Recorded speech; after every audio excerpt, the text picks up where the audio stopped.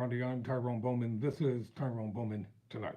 The Supreme Court recently issued a ruling regarding Trump's claim of presidential immunity from alleged crimes. President Joe Biden addressed the nation and he spoke regarding the Supreme Court's decision. And the video I'm about to show you, it's credited to NBC News. So take a look at it. Let's watch it together here. The presidency is the most powerful office in the world. It's an office that not only tests your judgment, perhaps even more importantly, it's an office that can test your character. Because you not only face moments when you need the courage to exercise the full power of the presidency, you also face moments where you need the wisdom to respect the limits of the power of the office of the presidency. This nation was founded on the principle that there are no kings in America. Each of us is equal before the law. No one is above the law, not even the President of the United States. With today's Supreme Court decision on presidential immunity, that fundamentally changed. For all practical purposes, today's decision almost certainly means that there are virtually no limits on what a president can do. This is a fundamentally new principle, and it's a dangerous precedent, because the power of the office will no longer be constrained by the law, even including the Supreme Court of the United States. The only limits will be self-imposed by the president alone. This decision today has continued the court's attack in recent years on a wide range of long-established legal principles in our nation, from gutting voting rights and civil rights, to taking away one's right to choose, to today's decision that undermines the rule of law of this nation.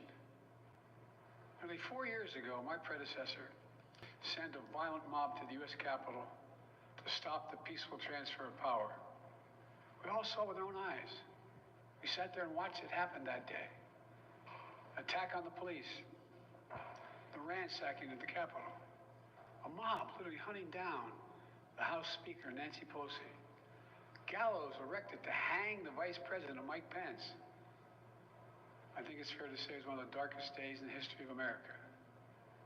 Now the man who sent that mob to the U.S. Capitol is facing potential criminal conviction for what happened that day.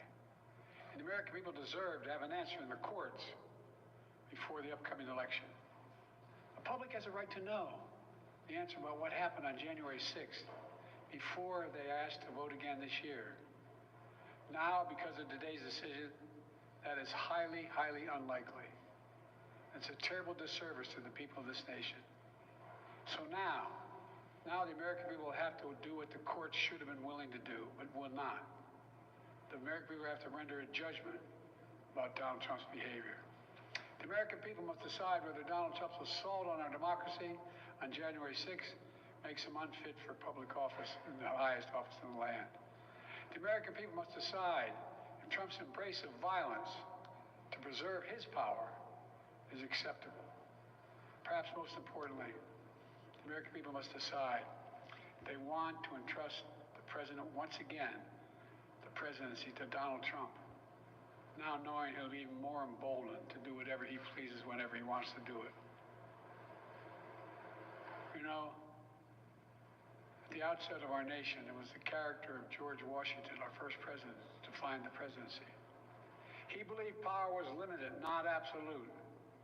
And that power always resides with the people, always.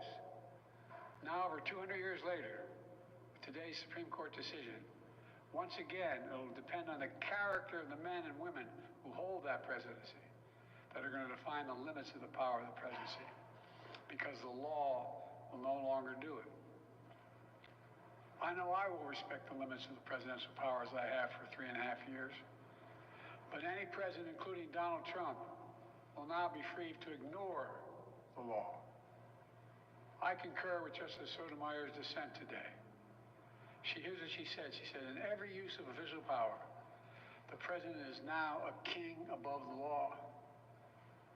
With fear for our democracy, I dissent. End of quote. So should the American people dissent. I dissent. May God bless you all, and may God help preserve our democracy. Thanks for watching. Stay updated about... This is going to be one long, contentious presidential campaign. America at the crossroads. I'll be talking about that in the upcoming weeks ahead. I'm Tyrone Bowman. Never surrender. Never quit.